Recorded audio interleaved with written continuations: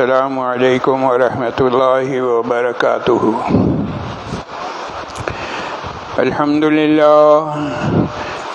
للہ نحمده ونستعینه ونستغفره ونؤمن به ونتوکل علیہ ونعوذ باللہ من شرور انفسنا ومن سیئات اعمالنا، من يهده الله فلا مضل له ومن يضلله فلا هادي له، ونشهد أن لا إله إلا الله وحده لا شريك له، ونشهد أن سيدنا وسندنا ونبينا ومولانا محمدا عبده ورسوله، صلی اللہ تعالی علی خیر خلقہ محمد وعلی آلہ وصحبہ اجمعین، وبارک وسلم تسلیما کثیرا کثیرا۔ اما بعد فاعوذ باللہ من الشیطان الرجیم، بسم اللہ الرحمن الرحیم، وإنک لعلی خلق عظیم۔ وقد قال رسول الله صلى الله عليه وسلم تخلقوا بأخلاق الله، وقال عليه الصلاة والسلام بعثت لأتمم مكارم الأخلاق، أو كما قال رسول الله صلى الله عليه وسلم۔ آمنت بالله صدق الله مولانا العظيم، وبلغنا رسوله النبي الكريم، ونحن على ذلك من الشاهدين والشاكرين، والحمد لله رب العالمين۔ جزا الله عنا محمدا صلى الله عليه وسلم ما هو أهله، جزا الله عنا محمدا صلى الله عليه وسلم ما هو أهله، جزا الله عنا محمدا صلى الله عليه وسلم ما هو أهله۔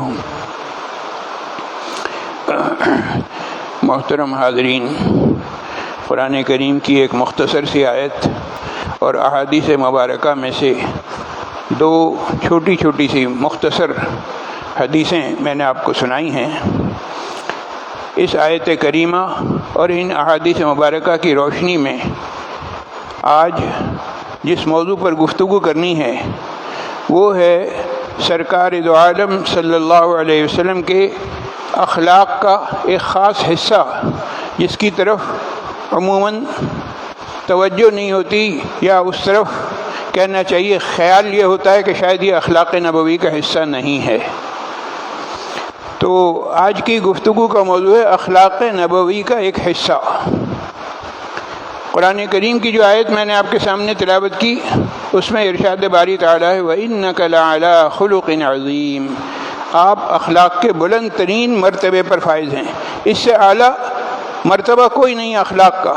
اخلاق کے جتنے بھی مرتبے اور بلندیاں سوچی جا سکتی ہیں اس میں ٹاپ کلاس سب سے اوپر سید الانبیاء والمرسلین احمد مجتبیٰ محمد مصطفیٰ صلی اللہ علیہ وسلم ہیں، اور آپ صلی اللہ علیہ وسلم کے اخلاق ہمارے لیے مشعل راہ نمونہ ہیں۔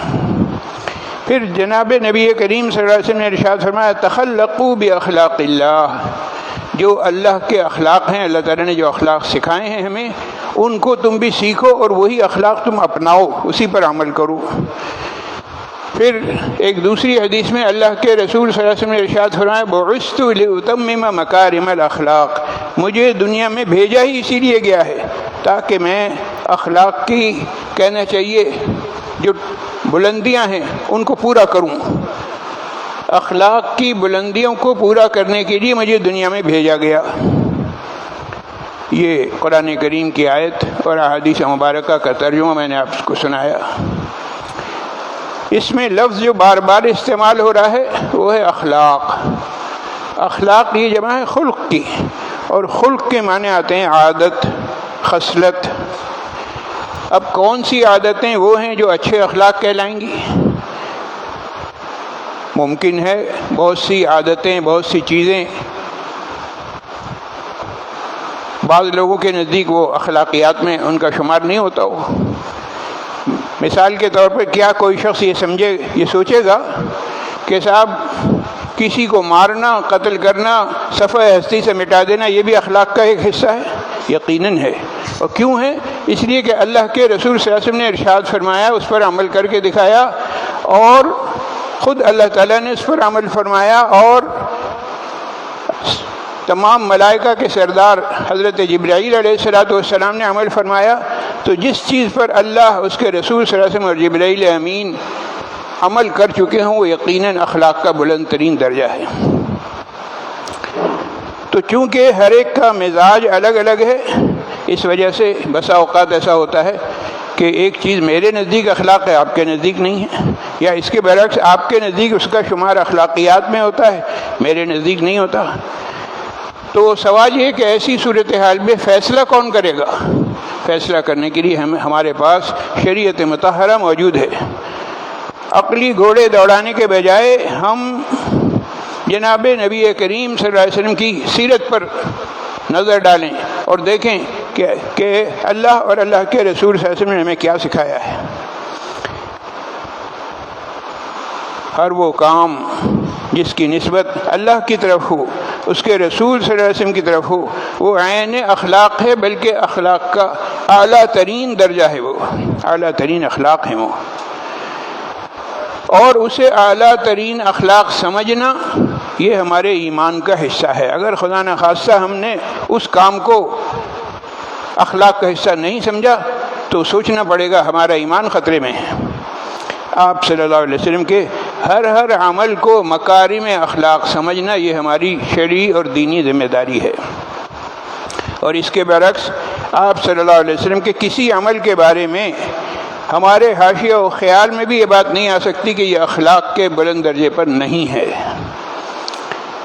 یہ تو ساری تمہید تھی۔ اب ذرا غور کیجئے، ہمارے ماحول، ہمارے معاشرے میں جہاد فی سبیل اللہ اور کفار سے قتل و قتال، اس کو اخلاق کے منافی سمجھا جاتا ہے۔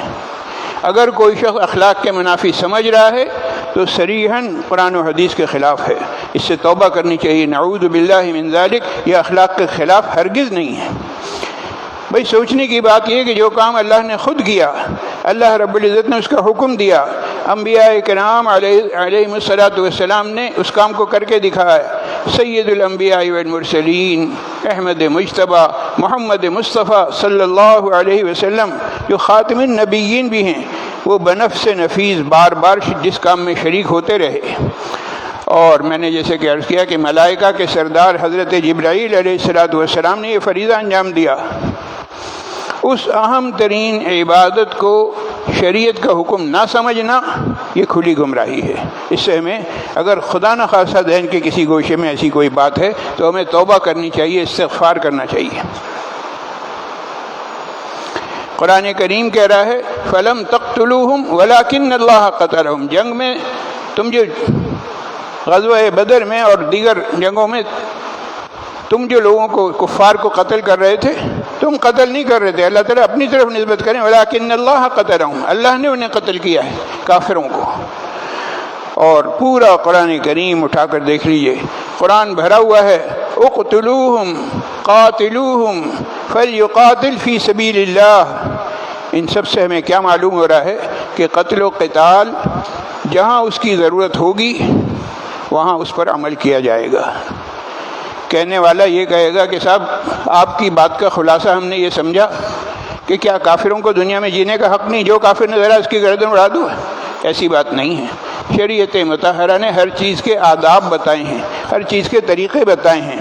کفار کو جینے کا حق ہے، اور خاص طور سے اسلامی مملکت میں اگر وہ رہنا چاہتے ہیں ضرور رہیں، لیکن تابع ہو کر، ذمہ بن کر، باقاعدہ اس کا ٹیکس ادا کریں گے، اور وہ ٹیکس جو ریاست ہوگی وہ انہی پر خرچ کرے گی، انہی کی ضروریات پر خرچ کرے گی۔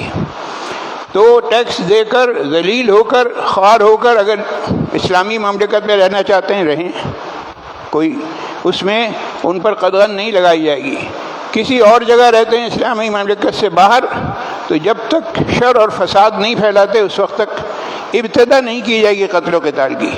لیکن اگر ادھر سے شر فساد ہو رہا ہے تو ہاتھ باندھ کے خاموش بیٹھے بھی نہیں رہیں گے، پھر ہم جواب دیں گے اور پھر ہم بتلائیں گے کہ اللہ اور اللہ کے رسول صلی اللہ علیہ وسلم کا کیا حکم ہے۔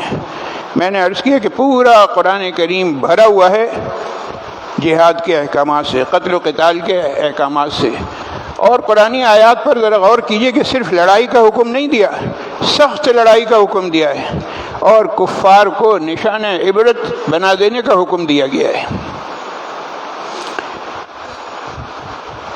غزوہ بدر میں کیا ہوا؟ اللہ تعالیٰ نے فتح مبین سے نوازا۔ قریش کے 70 جو سردار تھے وہ کافر، وہ واصل جہنم ہوئے، اور 70 گرفتار کر کے لائے گئے، اور قریش کا جو بچا کچا لشکر تھا وہ بھوک پیاس کی حالت میں اپنے زخم چاٹتا ہوا مکہ مکرمہ پہنچ گیا۔ اب جب یہ اتنی عبرتناک ان کو شکست ہوئی تو سوچنے لگے کہ ہم کیا کریں۔ بیٹھ کے مشورہ کیا، اور اس مشورے میں یہ بات طے ہوئی کہ بھائی چندہ اکٹھا کرنا چاہیے۔ سرداران قریش کے پاس جائیں گے اور ان سے کہیں گے لاؤ بھائی مال دو، اور یہ مال کس لیے جمع کیا جا رہا ہے؟ مسلمانوں سے بدلہ لینے کے لیے۔ اور جب یہ لوگ پہنچے ہیں مکے کے بڑے بڑے سرداروں کے پاس کہ صاحب آپ ہماری مدد کیجئے، تو انہوں نے بھی خزانوں کے منہ کھول دیے، دل کھول کے مدد کی۔ قرآن کریم کہہ رہا ہے ان الذین کفروا ينفقون اموالهم لیصدوا عن سبیل اللہ، وہ کفار جو اپنا مال خرچ کر رہے ہیں کس کام کے لیے؟ کہ اللہ کی راہ، جو لوگ اللہ کے راستے پر چل رہے ہیں ان کے راستے میں رکاوٹ بن جائیں۔ فَسَيُنْفِقُونَهَا، تو عن قریب تم دیکھو گے کہ انہوں نے مال بھی خرچ کیا اور انہیں ملا کچھ نہیں۔ ثُمَّ تَكُونُ عَلَيْهِمْ حَسْرَةً، ان کے پاس سوائے حسرت و یاس کے اور کوئی چیز نہیں آئی۔ ثُمَّ يُغْلَبُونَ، اور ایک وقت وہ آئے گا اور وہ آیا جس میں وہ کفار مغلوب ہوئے۔ وَالَّذِينَ كَفَرُوا إِلَى جَهَنَّمَ يُحْشَرُونَ، جو کفار ہیں ان کا حشر کس طرح سے ہوگا؟ وہ جہنم رسید ہوں گے۔ تو قریش کیل کانٹے سے لیس ہو کر نکل کھڑے ہوئے۔ مزید انہوں نے یہ کیا کہ عورتوں کو بھی ساتھ لے لیا، میدان جہاد میں جا رہے ہیں اور عورتوں کو بھی ساتھ لے لیا۔ کس لیے؟ تاکہ مرد اگر میدان جنگ سے راہ فرار اختیار کرنے لگیں تو یہ عورتیں انہیں غیرت دلا سکیں۔ اور خلاصہ یہ کہ پوری تیاری کے ساتھ وہ آئے، اور ہوا کیا؟ غزوہ احد پیش آیا، جس میں ایک مرتبہ پھر اللہ تعالیٰ نے مسلمانوں کو فتح مبین سے نوازا۔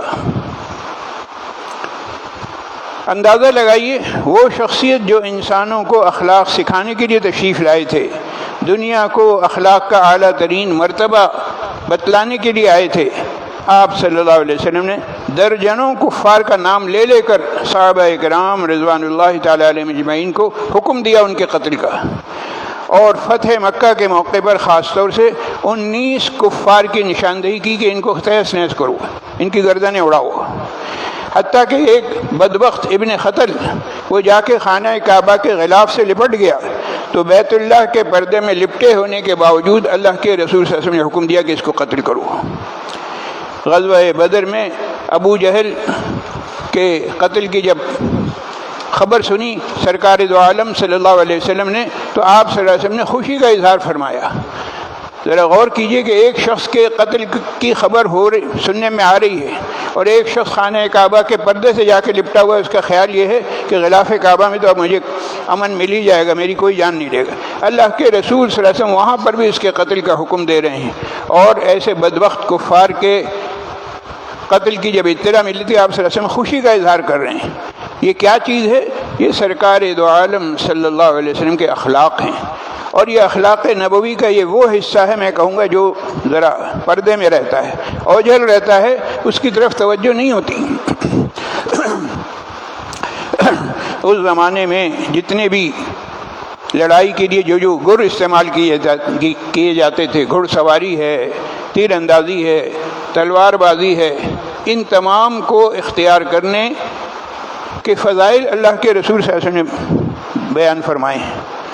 ام المؤمنین حضرت عائشہ صدیقہ رضی اللہ تعالی عنہا سے کسی نے پوچھا کہ جناب نبی کریم صلی اللہ علیہ وسلم کے اخلاق کیا تھے، کیسے دو لفظوں میں اگر بیان کریں تو کیسے ہم بیان کریں گے؟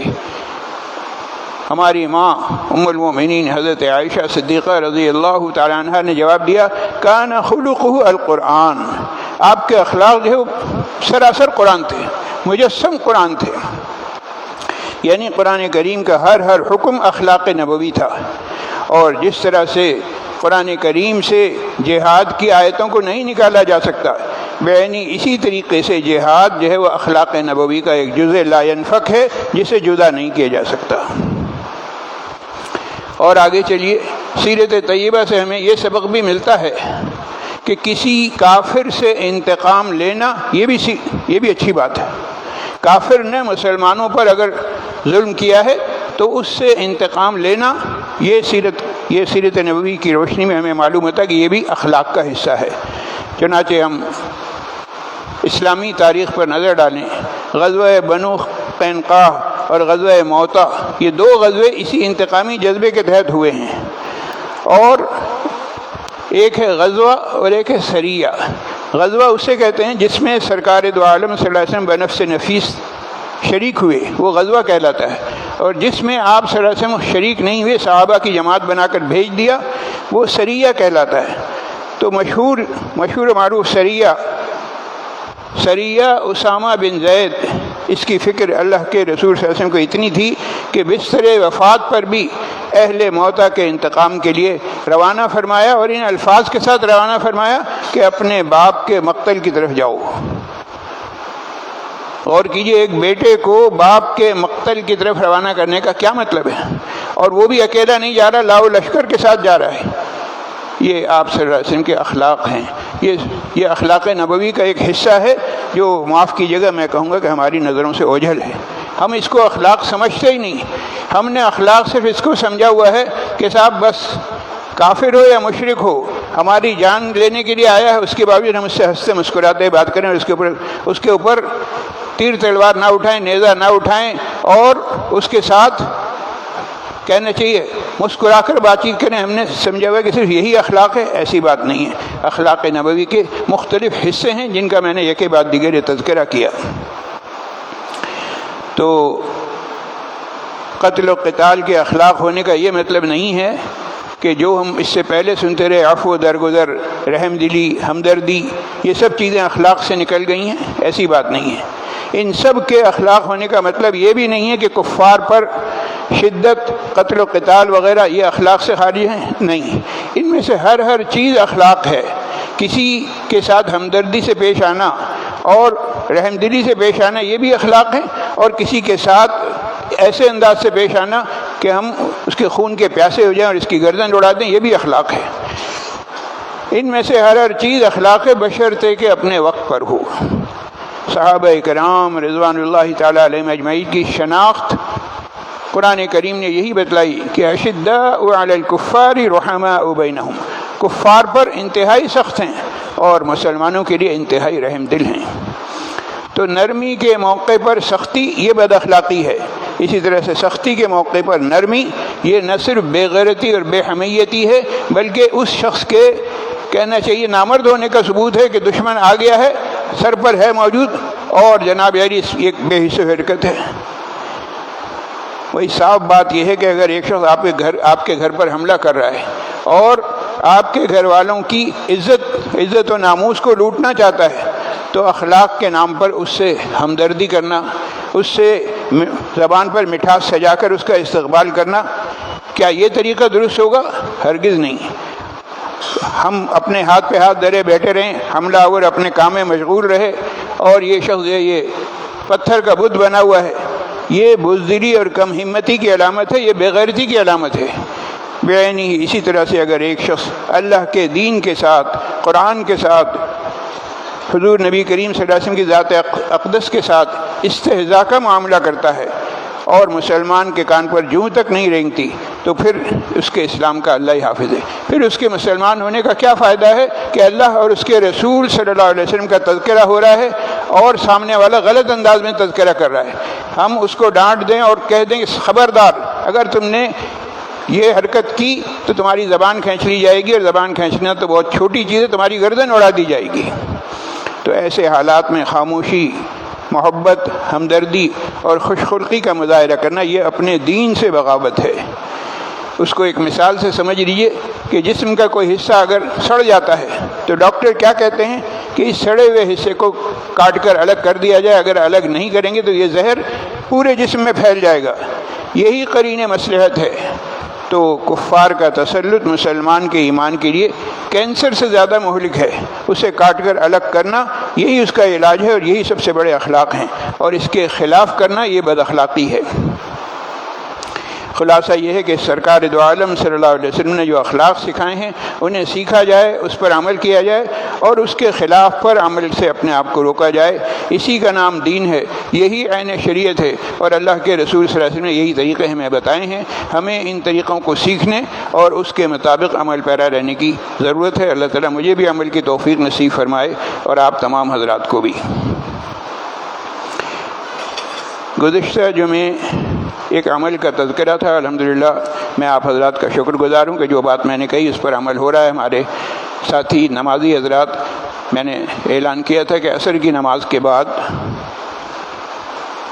کے بعد امام مقتدیوں کی طرف رخ کر کے بیٹھ جاتا ہے، اور ابتداً وہ تسبیح فاطمی پڑھی جاتی ہیں، تو ابتداً تو اسی پر عمل ہوگا، اور تسبیح فاطمی ختم ہونے کے بعد میں نے تذکرہ کیا تھا کہ امام متوسط آواز میں یاد دلانے کے لیے ایک مرتبہ لا الہ الا انت سبحانک انی کنت من الظالمین یہ پڑھے گا، اور یہ پڑھنے کا مطلب یہ ہے کہ اب یہ تسبیح شروع ہو گئی ہے، اب تمام حضرات اسی تسبیح کو دہرائیں، اور دل ہی دل میں۔ اور بنیادی چیز جو ہے اس میں، بنیادی نقطہ وہ یہ ہے کہ نمبر 1 اللہ کی توحید بیان کرنی ہے، لا الہ الا انت۔ نمبر 2 اللہ کی پاکی بیان کرنی ہے، سبحانک، یا اللہ ہر عیب سے آپ پاک ہیں۔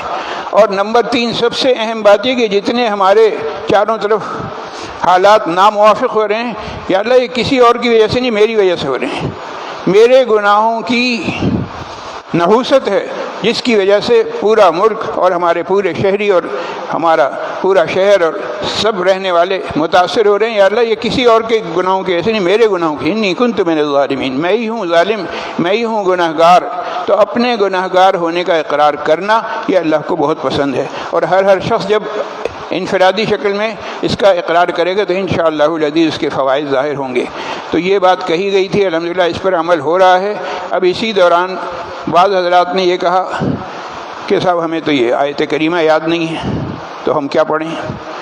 تو بھائی جو بھی چیز یاد نہ ہو تو اس کا پہلا جواب تو یہی ہے کہ یاد کیجئے، آپ یاد کر لیجیے، ایسی کوئی مشکل بات نہیں ہے۔ وتر کی تیسری رکعت میں دعائے قنوت پڑھی جاتی ہے، بسا اوقات ایک شخص آتا کہتا تھا مجھے دعائے قنوت یاد نہیں ہے، تو دعائے قنوت یاد نہ ہونے کا یہ علاج نہیں ہے کہ جی تم سورہ اخلاص پڑھ لو یا رب اجعلنی مقیم الصلاۃ کوئی بھی دعا پڑھ لو، نہیں، اس کا اصل علاج یہی ہے کہ دعائے قنوت سیکھو، یاد کرو، اور یہ سیکھنا یاد کرنا کوئی اتنا مشکل نہیں۔ یہ نہیں کہ صاحب بچپن میں اگر یاد کر لی تو یاد ہو جائے گی، بڑھاپے میں نہیں، 60-70 سال کی عمر میں بھی یہ سب چیزیں یاد ہو جاتی ہیں، کوئی ایسی بات نہیں ہے۔ تو یہ تو عذر لنگ ہے کہ جی مجھے یاد نہیں، اس کا جواب یہ کہ بھئی آپ یاد کریں، اور اگر بالفرض یاد کرنے میں کچھ وقت لگ رہا ہے تو جس وقت لوگ آیت کریمہ پڑھ رہے ہیں لا الہ الا انت سبحانک انی کنت من الظالمین، اس وقت یہ شخص کلمہ طیبہ پڑھ لے، لا الہ الا اللہ محمد الرسول اللہ۔ الحمدللہ کلمہ تو ہر مسلمان کو یاد ہوتا ہے، تو کلمے کے اندر بھی بنیادی چیز توحید ہے، اور اللہ کو یہ بات بہت پسند ہے کہ اس کی وحدانیت کا اقرار کیا جائے، اس کی پاکی بیان کی جائے، اور اپنے گناہوں کا اقرار کیا جائے۔ اصل چیز یہ ہے کہ اپنے گناہوں کو سامنے رکھا جائے، اور اپنے گناہوں اور یہ سمجھا جائے کہ یہ جو کچھ چاروں طرف حالات خراب ہو رہے ہیں، چاہے سیلاب کی صورتحال ہو، چاہے ملکی سطح پر کہنا چاہیے سیاسی صورتحال ہو، غرض ہے کہ جتنی بھی حالات ناموافق ہمیں نظر آ رہے ہیں وہ سب ہمارے ہی اعمال کا نتیجہ ہیں۔ اللہ تعالیٰ ہمیں اپنے اعمال کو درست کرنے کی توفیق نصیب فرمائے، اور جہاں جہاں جو کمی کوتاہی ہے اس کمی کوتاہی کو دور کرنے کی اللہ تعالیٰ مجھے بھی توفیق نصیب فرمائے، اور آپ تمام حضرات کو بھی۔ دعائے صحت کے لیے نام کافی ہو گئے ہیں، اللہ تعالیٰ انہیں اور دیگر تمام بیماروں کو شفائے کاملہ عاجلہ مستمرہ دائمہ نصیب فرمائے۔ جو لوگ مسائل میں گرفتار ہیں اللہ تعالیٰ ان کی پریشانیاں دور فرمائے۔ حکیم خان صاحب کی بیٹی شہزاد کے والد مرحوم توصیف صاحب کی ہمشیرہ کے لیے دعائے مغفرت کی درخواست کی گئی۔ اللہ تعالیٰ ان کی اور دیگر تمام مرحومین کی کامل مغفرت فرمائے، انہیں جنت الفردوس میں اعلیٰ مقام عطا فرمائے، پسماندگان کو صبر جمیل نصیب فرمائے۔ جو لوگ سیلاب سے متاثر ہوئے ہیں ان کے لیے ہم دعا کر رہے ہیں، اللہ تعالیٰ غیب سے ان کے نقصانات کی تلافی فرمائے، اور ظاہر ہے کہ اس میں کئی لوگ اس دنیا سے جا چکے ہیں، اللہ تعالیٰ ان کے درجات بلند فرمائے، انہیں اعلیٰ علیین میں جگہ عطا فرمائے۔ ملک، قوم اور امت مسلمہ کے جتنے بھی مسائل ہیں اللہ تعالیٰ تمام مسائل غیب سے حل فرمائے۔ وآخر دعوانا ان الحمد للہ رب العالمین۔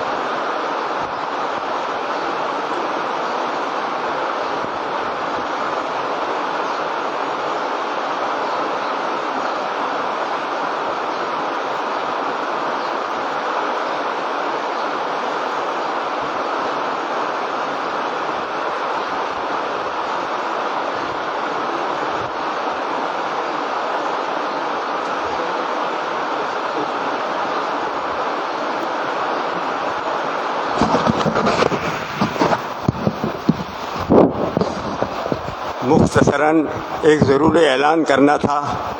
आप सबके इल्म में है कि मस्जिद के सामने नमाजियों की सहूलत के लिए जो है सफाई करवाई गई और वहाँ पर मस्जिद के सामने जो इलाका है वहाँ पर जो पार्किंग होती थी, इससे नमाजियों को मस्जिद में आने में बहुत मुश्किलात होती थी। लेकिन वहाँ जंजीरें भी लगाई गई थी, लेकिन आहिस्ता आहिस्ता वो जंजीरें भी ख़त्म हो गई और बिल्कुल बेढंगे तरीके से पार्किंग हो रही है। तो इंशाअल्लाह ताला कल से एक बार फिर असर नो नई जंजीरें भी लगाई जाएंगी और इस इलाके को जो है एक बार फिर कोशिश की जाएगी कि ऐसा हो जाए कि यहाँ पार्किंग ना हो और नमाजियों के लिए आने जाने में आसानी हो। तो ऐसे तमाम हजरात जिनकी गाड़ियाँ यहाँ खड़ी हैं, जिन्होंने मुस्तकिल यहाँ पर गाड़ियाँ ठिया बना लिया है, वो अपनी अपनी गाड़ियाँ कल सुबह फजर से पहले पहले हटा लें। उसके बाद ये काम शुरू होगा। अगर वो गाड़ियाँ नहीं हटी तो फिर धक्के मार के हटाना पड़ेगा, नुकसान हो सकता है। इसलिए ऐसे तमाम हजरात जिनकी गाड़ियाँ ये मस्जिद के मरकज़ी दरवाज़े के साथ खड़ी हैं, वो सब अपनी गाड़ियाँ हटा लें। जज़ाकल्लाहु खैर।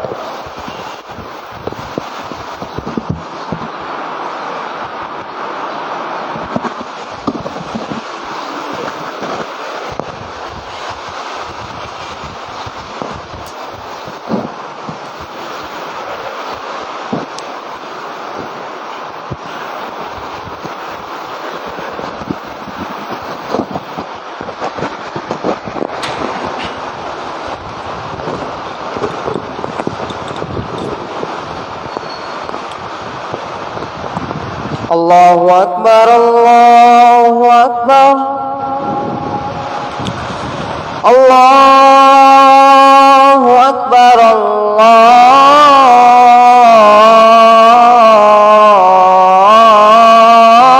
अल्लाहु अकबर। अशहदु अन ला इलाहा इल्लल्लाह,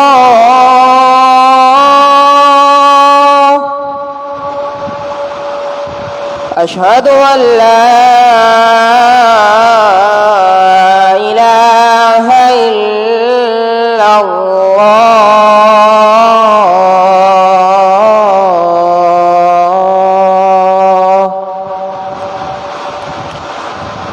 अशहदु अन्न मुहम्मदर रसूलुल्लाह,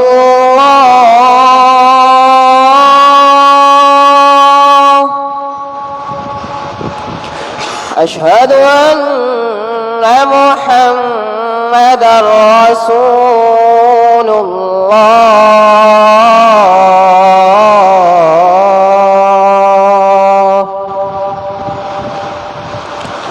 हय्य अलस सलाह,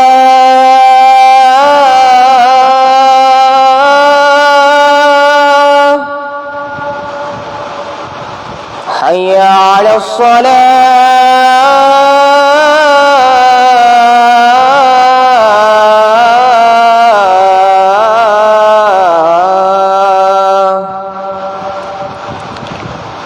حي على الفلاح،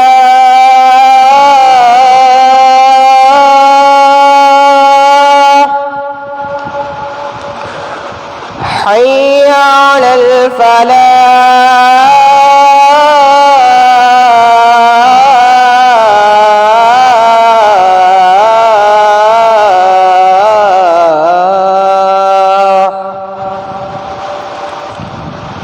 الله أكبر،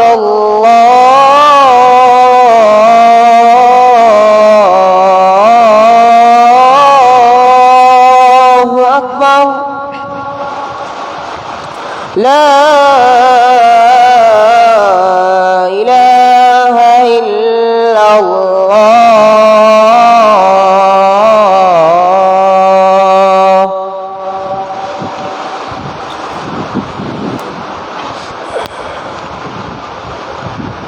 الحمد لله وحده والصلاة والسلام على من لا نبي بعده.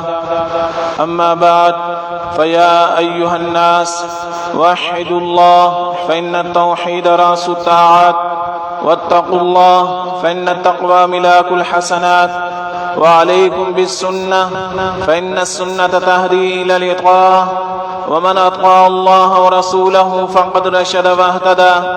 وإياكم والبدعة فإن البدعة تهدي إلى المعصية، ومن يعص الله ورسوله فقد ضل وغوى.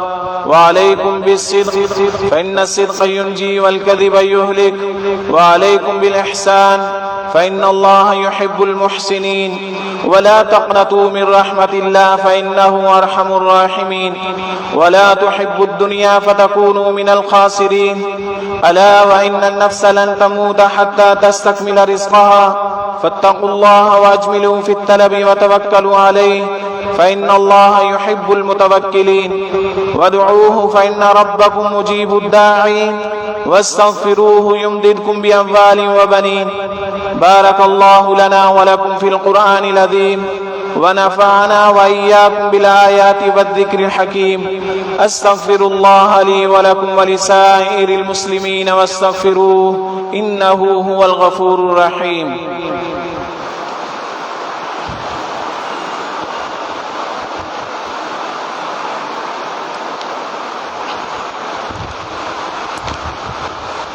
الحمد لله وكفى وسلام على عباده الذين اصطفى. أما بعد فأعوذ بالله من الشيطان الرجيم. بسم الله الرحمن الرحيم. إن الله وملائكته يصلون على النبي يا أيها الذين آمنوا صلوا عليه وسلموا تسليما. اللهم صل على محمد عبدك ورسولك، وصل على المؤمنين والمؤمنات والمسلمين والمسلمات، وبارك على محمد وأزواجه وذرياته.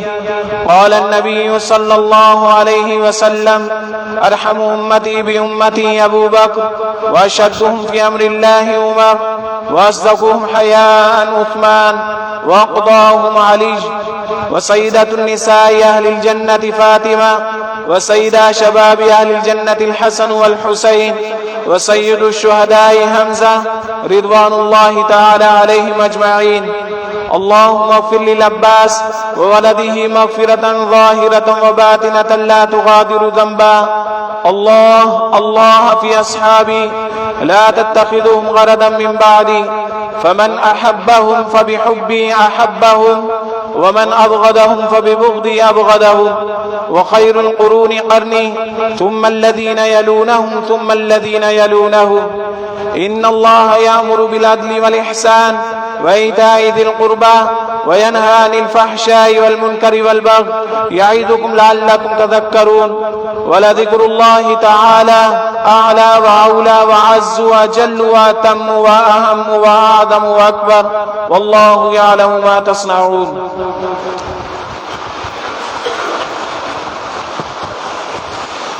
सफ़े दुरुस्त फरमा लें, मोबाइल फ़ोन बंद कर दें। الله أكبر الله أكبر الله أكبر الله أكبر. أشهد أن لا إله إلا الله أشهد أن لا إله إلا الله أشهد أن محمدا رسول الله أشهد أن محمدا رسول الله. حي على الصلاة حي على الصلاة حي على الفلاح حي على الفلاح. قد قامت الصلاة قد قامت الصلاة. الله أكبر لا إله إلا الله. الله أكبر.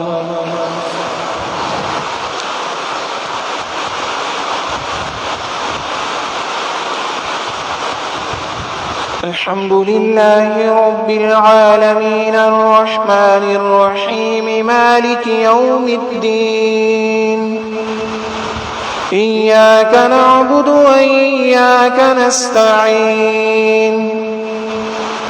اهدنا الصراط المستقيم صراط الذين أنعمت عليهم غير المغضوب عليهم ولا الضالين.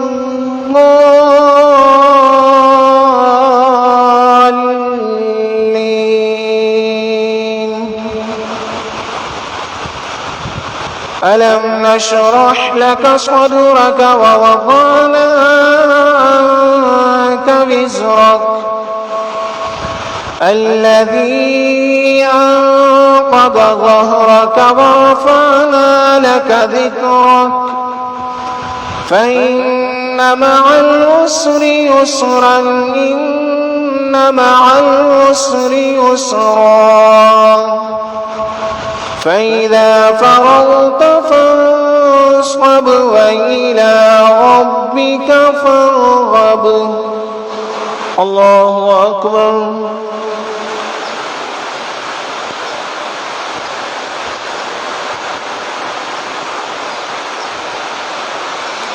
سمع الله لمن حمده. الله أكبر.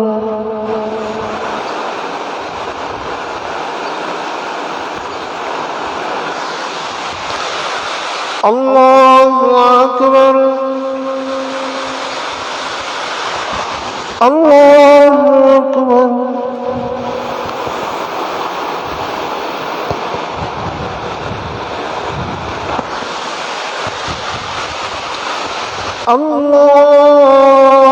الله أكبر.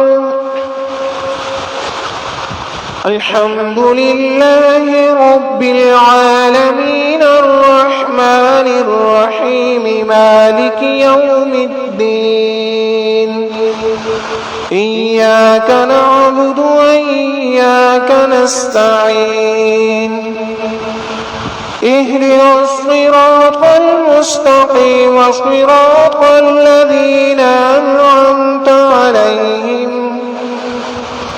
غير المغضوب عليهم ولا الضالين.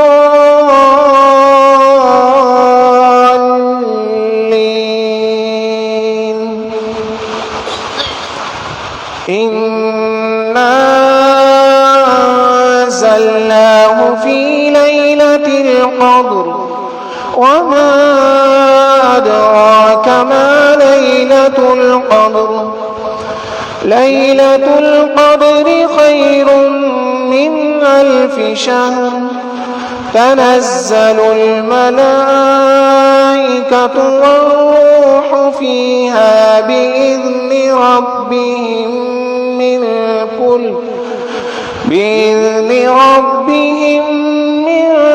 كل أمر سلام هي حتى مطلع الفجر. الله أكبر.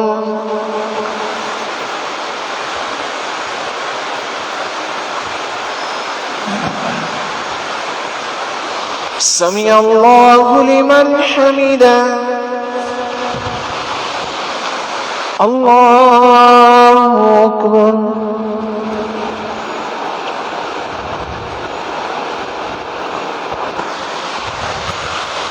الله أكبر. الله أكبر.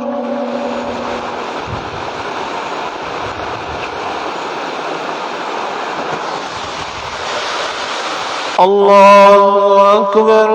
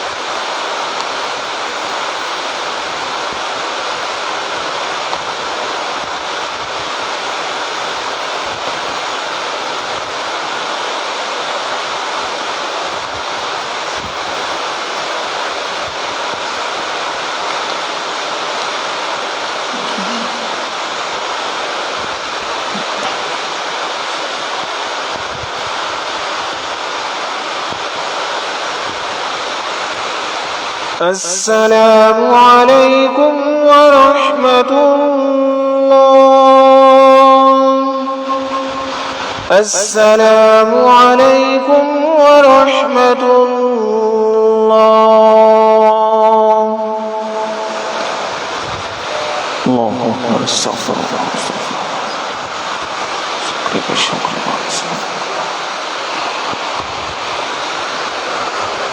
اللهم انت السلام ومنك السلام تبارك يا ذا الجلال والاكرام. اللهم انا على ذكرك وشكرك وحسن عبادتك.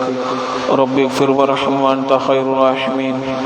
اللهم صل على سيدنا محمد وعلى آل سيدنا ومولانا محمد وبارك وسلم.